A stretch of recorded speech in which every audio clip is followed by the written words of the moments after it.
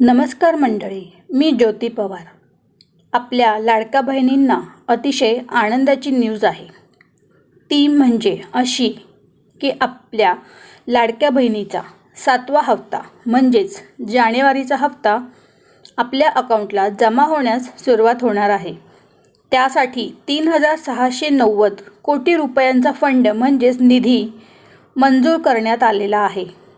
आपले साहित्य व बाल विकास कल्याण मंत्री आदिती तटकरे मॅडम म्हणाल्या, लाडक्या बहीण योजनेअंतर्गत 3690 कोटी रुपयांच्या निधीस राज्य मंत्रिमंडळाने मान्यता दिली आहे।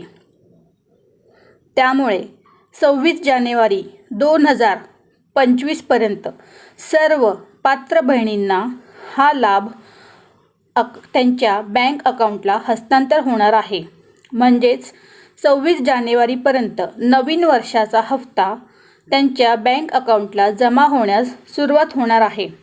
तर बहिणींनो, 1500 रुपयांचा हा हप्ता लवकरच तुमच्या बँक अकाउंटला जमा होण्यास सुरुवात होईल।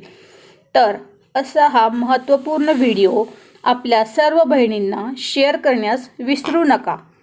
जय हिंद, जय महाराष्ट्र।